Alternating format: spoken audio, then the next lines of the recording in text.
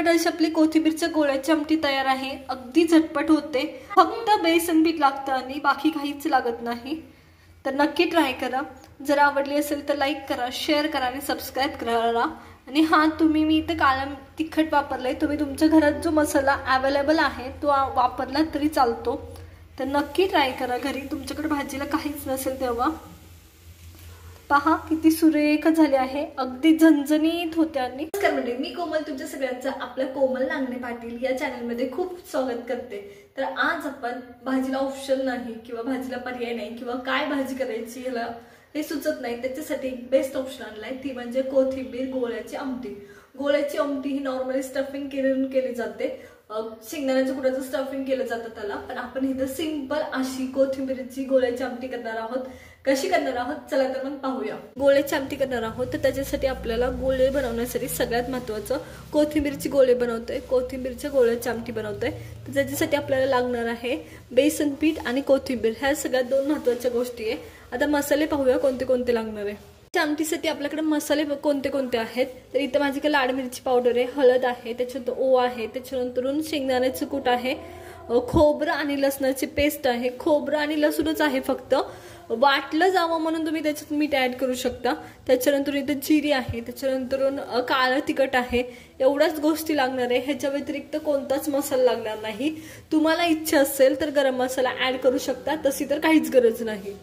गोळे बनवण्यासाठी इथं मी बेसन पीठ घेतोय, आपण गोळे आधी बनवून घेतोय।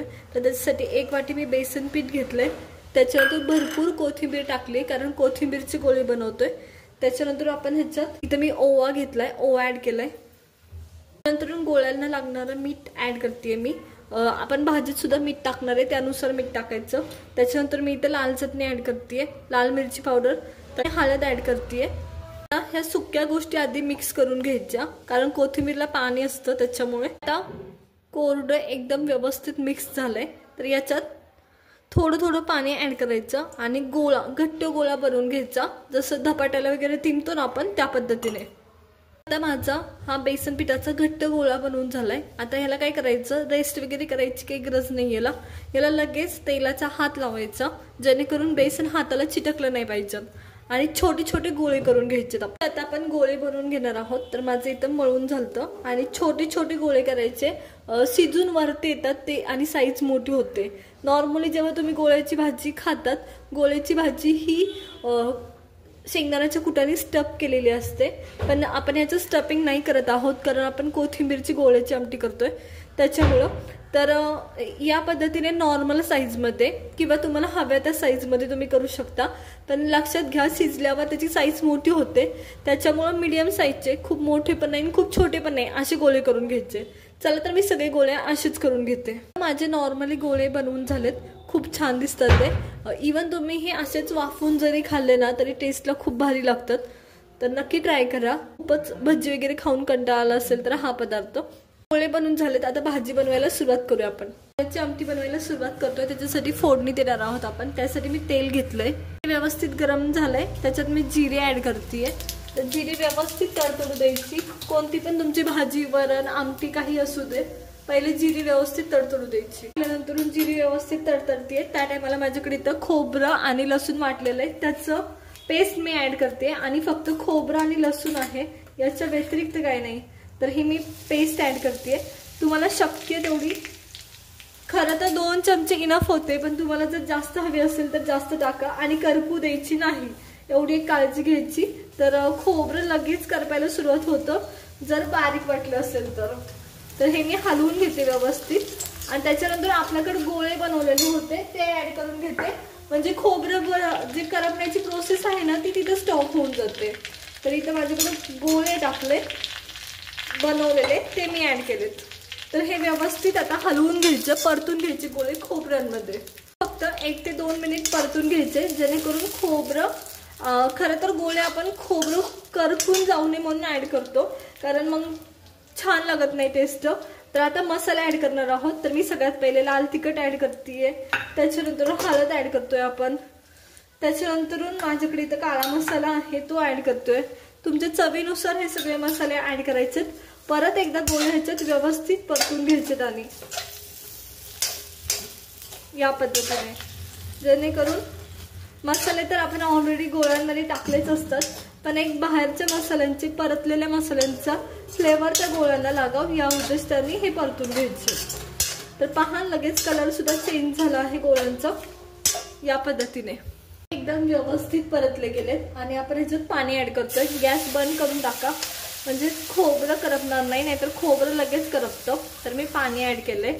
तर गोळे हे शिजणार आहेत, त्याच्यामुळे पाणी जास्त ऍड करायचं, नाहीतर गोळे शिजतात आणि पाणी म्हणजे भाजीच राहत नाही असं होतं।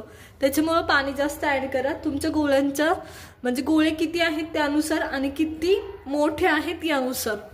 मी आणखी पाणी ऍड करतेय, तर एवढं पाणी पुरेसं आहे मला। त्याच्यात ऍड करत आहे दाण्याचं कूट। दाण्याचं कूट फोडायचं आणि मी सांगते, नेहमी सांगते फोडायचं नाही तर ते गाठी तशाच राहतात जर तुमच्या दाण्याच्या कुटाला तेल सुटत असेल तर माझ्या दाण्याच्या कुटाला तेल असतं, त्याच्यामुळे ते शक्यतो मी आतमध्ये गेले की फोडून घेते। पण याच्यात गोळे फुटले नाही पाहिजे ही पण काळजी घ्यायची, नाहीतर गोळे फुटण्याची शक्यता पण असते दाण्याचं कूट फोडताना। दाण्याचं कूट व्यवस्थित फोडले त्या टायमाला आपण मीठ ऍड करतोय, तर मी त्या चवीनुसार मीठ ऍड करतेय।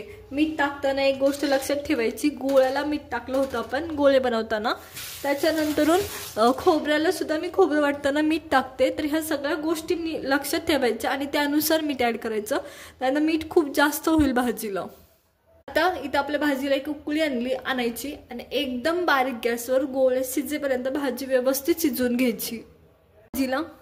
भाजीला खूप छान उकळी आली आहे आणि पहा कलर सुद्धा। आणि तुम्ही एक गोष्ट ऑब्झर्व केली का की आपण जेव्हा गोळी टाकली होती ती खाली होते आणि आता ते व्यवस्थित शिजलेत आणि साईज सुद्धा खूप मोठी झाली आहे आणि एकदम छान स्मेल येतो ह्या भाजीचा। नक्की ट्राय करा। तुमच्याकडे जेव्हा भाजीला काहीच ऑप्शन नाही आणि घरात फक्त बेसन पीठ आणि कोथिंबीर असली की ही भाजी रेडी होते, कुठले एक्स्ट्रा मसाले लागत नाही। चला तर मग भाजी काढून घेऊया आता पटकनी। तर भाजी काढून घेतोय, तर मी तुम्हाला दाखवते याचा थिकनेस कसा आला आहे आणि गोळे किती मोठे झालेत। ऍक्च्युली आपण गोळे करताना खूप लहान केले होते, पण आता त्याची साईज डबल होते। तर पहा थिकनेस पहा एकदम व्यवस्थित आहे या पद्धतीने। थिकनेस पहा एकदम थिक आहे भाजी, अजिबात पातळ होत नाही, एकदम व्यवस्थित होते आणि कलर सुद्धा खूप छान येतो। तर मी सर्व भाजी ही अशीच काढून घेणार आहे। चला तर मग काढून घेते। गोळ्याची आमटी आपली तयार आहे, तर मी वरनं थोडीशी कोथिंबीर टाकते। तर पहा किती सुरेख झाली आहे। तर नक्की ट्राय करा। भाजीला काहीच ऑप्शन नाही किंवा काय भाजी करू हे कळत नाही तेव्हा हा बेस्ट ऑप्शन आहे। एकदम झटपट अशी आपली गोळ्याची आमटी तयार आहे, कोथिंबीरच्या गोळ्याची आमटी तयार आहे। तुम्हाला आजची आपल्या गोळ्याच्या आमटीची रेसिपी कशी वाटली हे मला कमेंट करून नक्कीच सांगा। जर रेसिपी आवडली असेल तर लाईक करा, शेअर करा आणि सबस्क्राईब करा। भेटूया नवीन रेसिपी सोबत, तोपर्यंत धन्यवाद।